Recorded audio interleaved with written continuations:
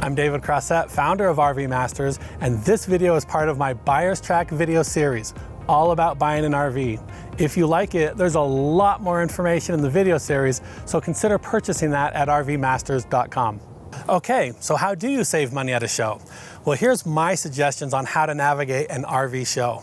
First, know what you're there for. If you're truly wandering around for ideas, you can do that. It's best to know, though, what you are looking for, the floor plan, maybe the brand. Stay focused at a show. If you're shopping, you're there to find something specific, get the best deal, and get out. It's a shopping experience, not a date night. Unless it is a date night, at least, know why you're there. So have your research done and then use the show to just filter through your last few things. Maybe your brands, maybe your exact floor plans, things like that. But if you don't have at least that much nailed down beforehand, going to a show will be a tiring disaster and probably won't get you much closer to finding the right RV for you. Another thing, know the features that you're looking for. I'm repeating this information from another part of the video series, but let me remind you with a quick story. I was at an RV show selling RVs. I had a customer in an RV with his wife and they loved it. I mean, they were totally sold on it. It's a very niche RV, very specific, and they loved it, very close to buying it. And then the man asked, "Is this a 500-degree sink?" Now, I know the pitch that someone gave them, that their sink wasn't cheap plastic and that they could put a hot pan in it and the sink would withstand 500 degrees, whereas most other sinks are plastic and they will melt. Well, here's the thing. Who the hell needs a 500-degree sink? I mean, really? Is that your deciding factor in buying an RV? That's your deal breaker? I mean, maybe if you're Martha Stewart, but come on. You can't let the pan just cool down on the stove or outside? I mean, really? So I lost that sale. I could never get him off the thought of needing a 500-degree sink. I think the one that he bought, I did run into him later, again, I think the one that he bought really was not as good as the one that we were in. They just got stuck. They got stuck and they really had to have that 500-degree sink. I had another customer that required having Azdel in their RV. They got the Azdel is the superior wall material pitch. But we were standing in an aluminum RV. So, I mean, they really liked it. They loved the floor plan. And this RV actually was a very unique floor plan. It really was a new floor plan on the market. The problem is, Azdel is only to solve a problem on a laminate product, not aluminum. She insisted on having Azdel, but aluminum campers don't have bonded walls. So they don't, and they can't have Azdel.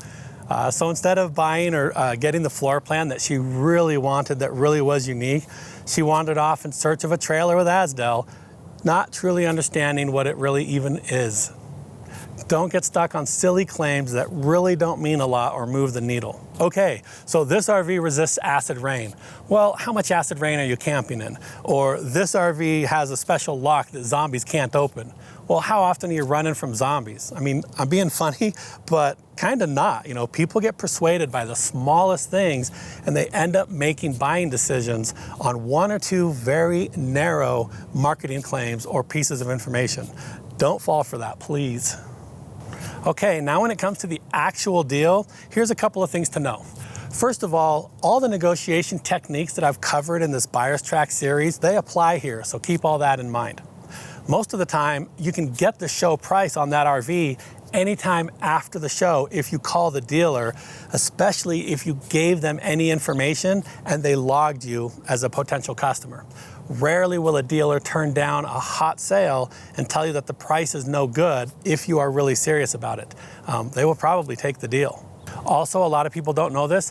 Ask the manufacturer's rep to throw something in or discount the sale. Many of these shows will have a manufacturer's representative on site helping with sales.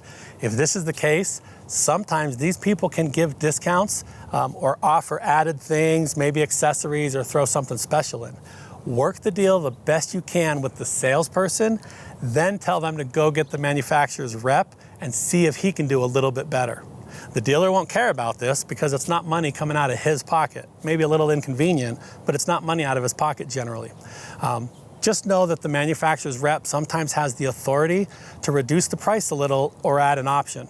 So go ahead and ask for it and make the rep tell you no. actually ask the rep directly. The walkaway power that you have at a show is much stronger than at the dealership. The chances of seeing you again are way less than even back at home. So if you walk away, he thinks he's probably lost you forever. Don't be afraid to step away from a deal. Tell the sales guy that you need to go look again, and then, hey, I just want to go look at this other RV real quick. That puts immense pressure on a salesperson. Now, I've already covered my thoughts on phone negotiations, but at an RV show, they can actually work for you much more than back at the dealership. Let's say that you find the right RV and you start negotiating on it. Then you get to a decision point and you walk away. After you do walk away, you can now lean on text or the phone to continue to negotiate that deal. The salesperson will be jumping all around the booth trying to get you to come back. Here is where you can start making some demands and trying to squeeze every dollar out of that RV that you can get. He knows that he's competing for your business right now and that things are as serious as they can get. This is your chance to shave some more money off of that purchase. Many sales made at an RV show, especially those larger ones, are actually factory orders. You can expect to wait between 3 and 9 weeks for yours to be built and delivered. Rarely are you buying the model that you're looking at, although somebody has to. And even more rarely are you taking home an RV after the show, although that does happen as well sometimes.